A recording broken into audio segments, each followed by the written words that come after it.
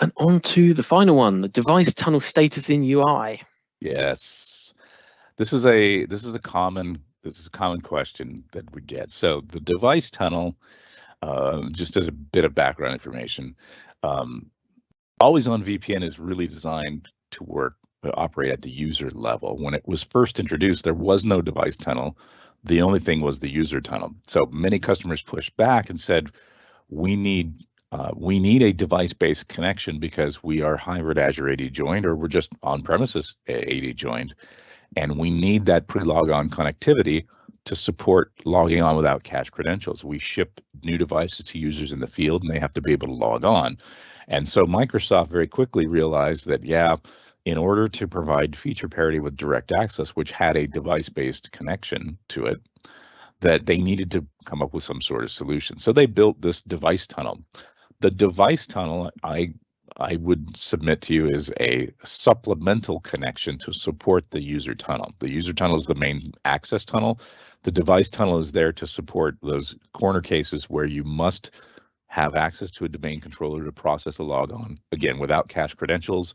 Sometimes it's helpful for password changes. So if you've issued a password change for a user, whether that's administrative or self-service, those scenarios, you can have an out of sync scenario where you need access to a domain controller to process that logon and recache those credentials. Okay, so in that case, the device tunnel was created. The device tunnel runs in the system context, and as such, it does not appear in the Windows modern UI. So if you look in the notification area, you will not see the device connection. You will only see your user connection.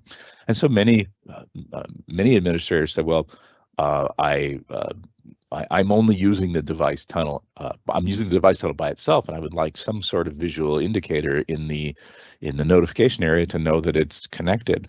And so, or maybe they're just monitoring it because they're an administrator and they want to know that it's actually connected.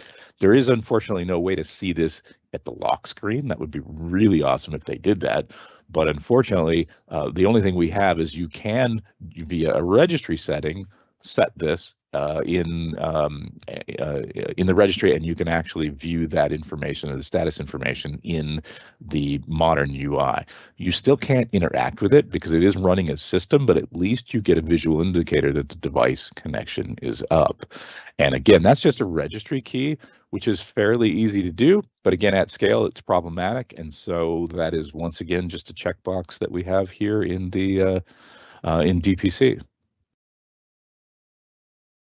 Yeah, so just showing you there what it looks like, and you can actually now interact with it from the UI, which is nice. And